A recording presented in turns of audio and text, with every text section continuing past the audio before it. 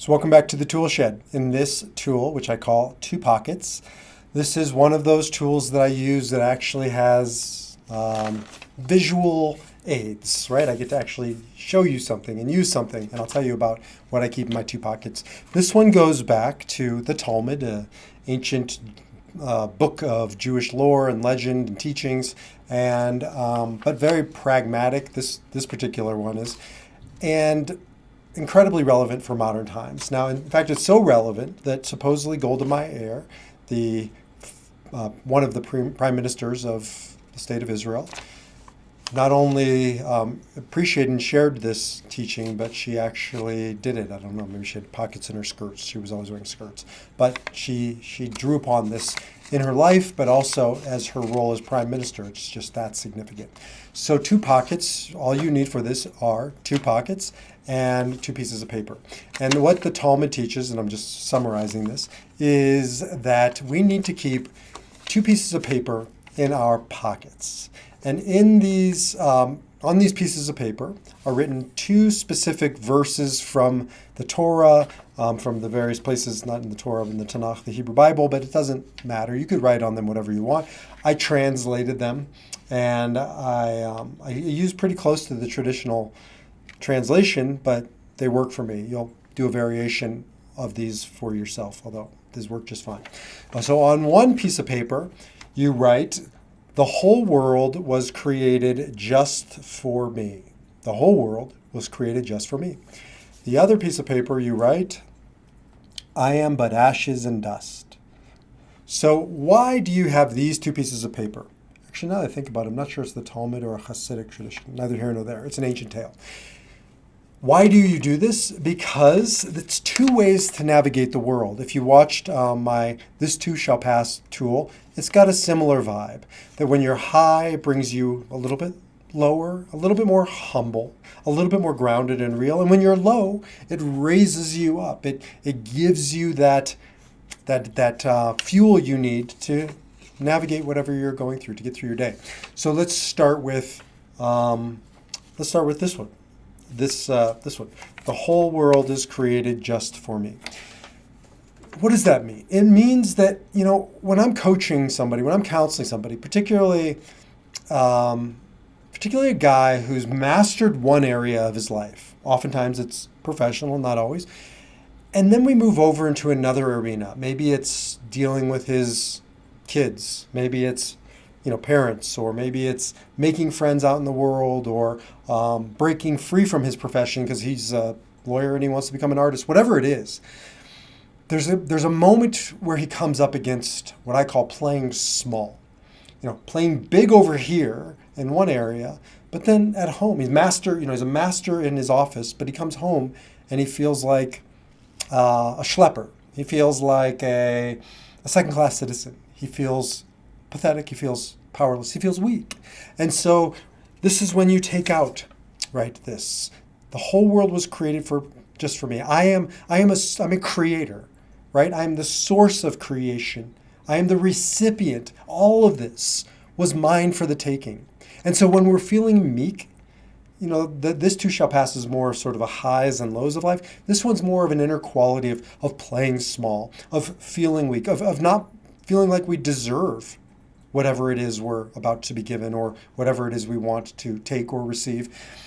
So many guys I work with are dealing with profound shame. So yeah, they're masters over here in their work life, but they're really feeling quite insignificant and small. And especially, again, when they come home, or when they're in their relationships, or out of their area of mastery or expertise, and they don't feel like they're worthy. They don't feel like they deserve. So they work harder, and they posture more, and they puff up their chest. Underneath it is a scared little boy. It's a boy who doesn't believe he's worthy of this woman's love, or of these kids' admiration, or the friends and their commitment, whatever it is. Or maybe it's money. A lot of people in general, guys in particular, play small around money. They push it away. They spend it away. Or they throw it away because they don't feel worthy. This piece of paper right here, the whole world was created for me, is all about worthiness. It's about worth. It's about not net worth, but self-worth. And self-worth not tied to what you do, not tied to how much you accumulate or how much you acquire, but who you are. You're a child of the divine. The whole world was created just for you. There never was, is, or will be another you. So be that you and receive, right? Receive whatever it is that you're here to receive. You're worthy. Stop playing small. Play large and claim yours. Now this side, I am but ashes and dust. Put this one back in my pocket. This one I take out when I'm riding high and I'm getting a little too big for my britches, as they say. I needed this one more when I was a rabbi, more visible out in the world. Oh, Rabbi, you're amazing, Rabbi. You're the best. I mean, they would whisper, talk shit about me when I wasn't around. But in my face, people were scared of the rabbi or the minister or the priest or the judge or the lawyer or the cop or whomever you are, particularly in those roles of power. I am but ashes and dust. Supposedly the Caesar, the emperor of Greece, used to have a hired hand, a servant who would, his only job was to whisper in his ear, essentially, you're ashes and dust. So there's an ancient tradition of this. I think if more politicians carried this, if more CEOs carried this, if more men in power carried this, we'd have a lot less damage. We'd have a lot less arrogance. We'd have a lot more compassion, consideration, humility, respect.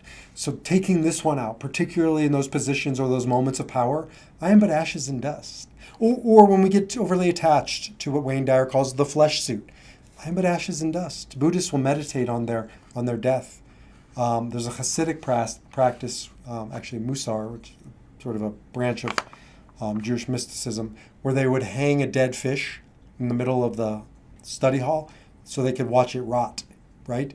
Because watching it over days, the smell, the sights, the sounds, the realization, that's us, right? We're just ashes and dust. We're worm meat. I don't care how great you are. I don't care how beautiful you are. I don't care, you rate a 10 on somebody's scale. This all changes. This goes away. But there's a me. There's an essence that's accountable, that's responsible, that must take that accounting for all that I've done or haven't done in my life. And so I am but ashes and dust. When I'm feeling a little bit too big for my britches, when I'm a little too arrogant, when I'm playing too large, when I'm taking up too much space, I pull this one out.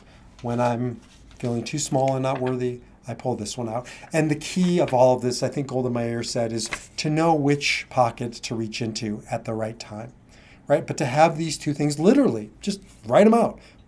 I'll hold them up here so you can take a screenshot. Oh, it's hard to do that stuff upside down. Write those things down and just copy them, put them in your wallet, put them in your pockets, even better. It's what's called 2 pockets. And just once in a while during the day, reach in, take it out, read it, remember it. One is about living larger and taking up more space and receiving what's yours and knowing you deserve it and you're worthy because you are who you are. And the other one is taking up less space and making room for others and a little bit more humility, a little bit more context and appreciation that we are here for a short while.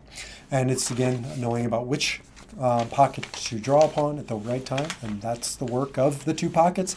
And that's a new tool for you from this tool shed. Until the next video, defy your number and live your spirit.